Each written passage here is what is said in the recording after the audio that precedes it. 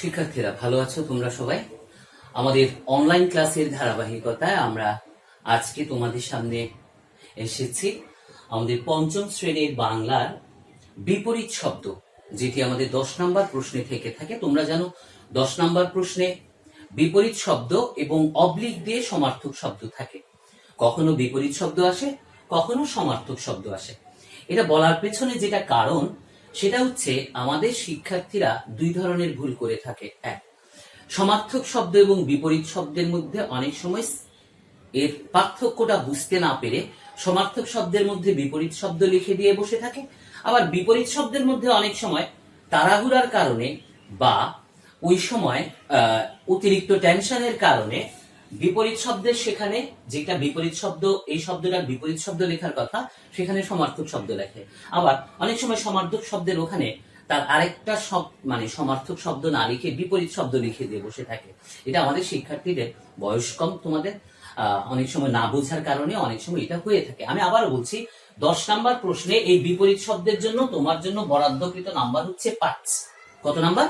5। আমি তোমাদেরকে অন্যান্য ক্লাসগুলোতে যেভাবে বলি তার মূল কথাটা হচ্ছে এটাই যে 5 মিনিটের মধ্যেই আমরা এরকম বিপরীত শব্দ, সমার্থক শব্দ, এক কথায় প্রকাশ, যুক্ত বর্ণ, প্রশ্ন উত্তর, হ্যাঁ, তোমার শূন্যস্থান পূরণ, এগুলো সব 5 মিনিটের মধ্যেই করতে পারি।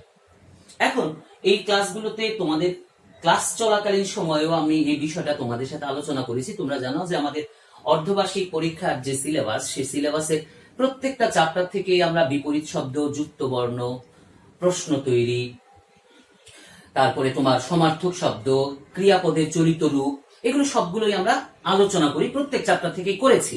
ইতিমধ্যে সিলেবাসও আমাদের শেষ হয়ে গেছে প্রত্যেকটা চ্যাপ্টারেরই। হ্যাঁ, যে ক্লাসগুলোতে আমার ক্লাস হয় সেগুলোতে অলরেডি হয়ে গেছে। হ্যাঁ, অন্যান্য ক্লাসগুলোতে আশা করছি হয়ে গেছে। কিন্তু এরপরও এখন যেহেতু আমরা অনলাইনে আবারও সেগুলো রিভাইজ করছি, আমরা পরীক্ষার জন্য একটা মানসিক প্রস্তুতির জায়গায় চলে যাচ্ছি, সেজন্য আমি মনে করি যে আমাদের এই বিপরীত শব্দ এবং সমার্থক শব্দ, যেখান থেকে আমি সুন্দর করে 5টি নাম্বার পেতে পারি, সেটি কত সুন্দর করে আমাদের পরীক্ষকের কাছে উপস্থাপন করা যায় সেটি আমি তোমাদেরকে আরেকবার রিভাইজ করে দেখাই। দেখো, নিচের শব্দগুলোর বিপরীত শব্দ লিখো, এভাবে করেই আমাদের কাছে প্রশ্নটা আসবে। আবারও বলছি, নিচের শব্দগুলোর কি শব্দ? বিপরীত শব্দ। আবারও বলছি, এটা ভালো করে খেয়াল করবা, সমার্থক শব্দ নয় কিন্তু। আবার আমি উত্তর লেখার সময় যেন ভুলেও আবার এটা সমার্থক শব্দ লিখে না দেই, কেমন? হ্যাঁ, ঘুমন্ত, ঘুম অবস্থায় লিখে দিলাম, সমার্থক শব্দ হয়ে গেল। হ্যাঁ, দুরন্ত, দুষ্ট লিখে দিলাম, সমার্থক শব্দ হয়ে গেল না। আমার কাছে চেয়েছে কিন্তু কি? বিপরীত শব্দ। তাহলে আমি এর আগের ক্লাসেও তোমাদের সাথে আলোচনা করেছি, হ্যাঁ এখনো করছি। এটা দেওয়ার সাথে সাথে এখানে যে 7টা শব্দ দেয়া, এটা লেখার সময় আমি প্রথমেই কি লিখবো? আমি জানি যে তোমরা সবাই জানো, আমি প্রথমে লিখবো প্রদত্ত শব্দ, অর্থাৎ যেটা তারা দিয়েছে। এরপরে আমি লিখবো বিপরীত শব্দ, যেটা আমার কাছে চেয়েছে। কেমন?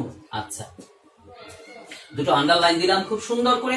এখানে যে 5টা আছে, এই 7টা আছে, 7টা থেকে আমি আমার পছন্দ অনুযায়ী কয়টা করব? 5টা করব। তাহলে আমি আগে সাজাই ফেলি।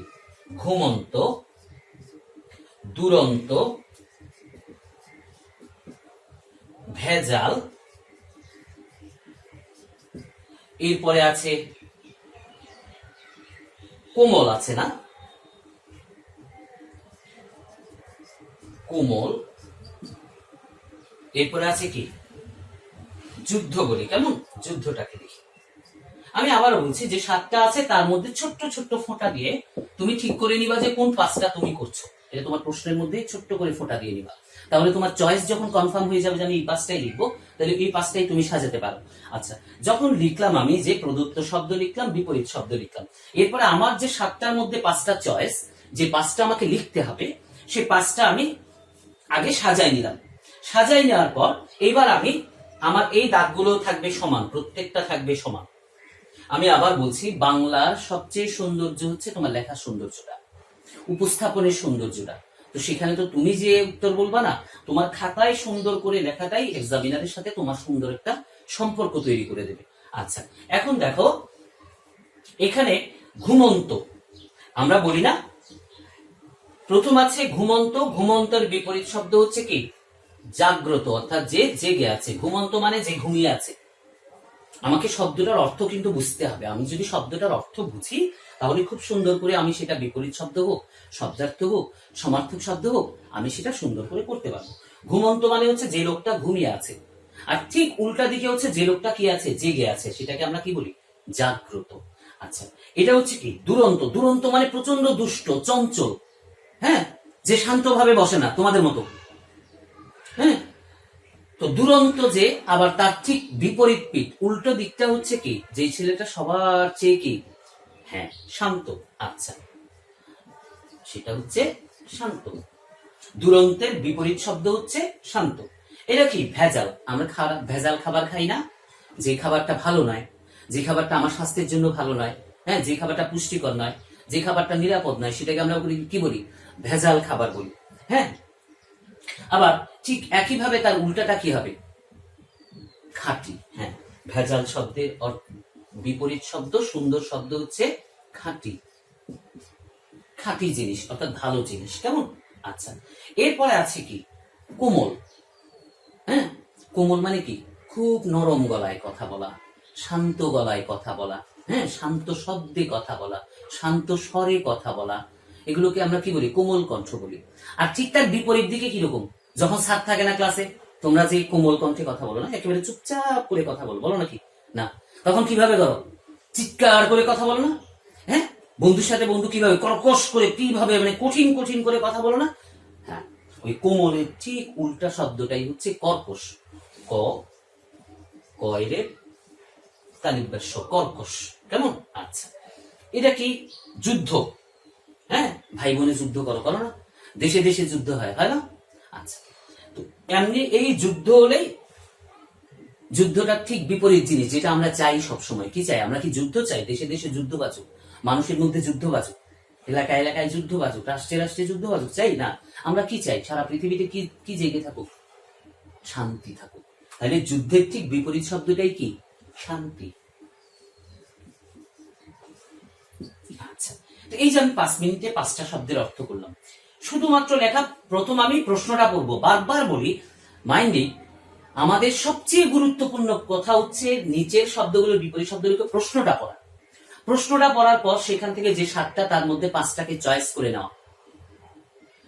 ওই চয়েস থেকে কনফার্ম চয়েস হওয়ার পর আমি প্রথমে লিখে ফেলবো প্রদত্ত শব্দ, এরপরে লিখে ফেলবো বিপরীত শব্দ। এটা লিখার পর সঙ্গে সঙ্গে আমার 5টা চয়েস গুলো আগে সাজাই ফেলা, উত্তর প্রথমে লিখবো না। সাজানোর সাথে সাথেই আমি এবার আস্তে আস্তে আস্তে আস্তে লিখবো। লেখা শেষ, আরেকবার চোখ বুলাই লিখবো, শেষ। 5 মিনিট লাগবে সময়ের, এর চাইতে বেশি সময় কিন্তু এখানে লাগে না। এভাবে হলে 5 মিনিটের মধ্যে আমি বিপরীত শব্দটা তৈরি করে ফেলতে পারি।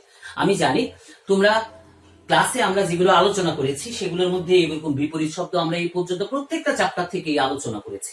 বিপরীত শব্দ খুব একটা বেশি বাকি নাই আমাদের, প্রত্যেকটা চ্যাপ্টারের প্রত্যেকটা লাইন থেকেই আমরা বিপরীত শব্দ চয়েস করেছি। তোমাদের খাতায় আছে। প্রত্যেকটা চ্যাপ্টার করার পর আমরা ক্লাসে তোমাদের যে ক্লাসের অধ্যায় ভিত্তিক পরীক্ষাটা আমরা যে ক্লাসে করেছি, সেই খাতাগুলো তোমাদেরকে আমি রাখতেও বলেছি, আমি চাইবও বলেছি যখন দরকার হয়।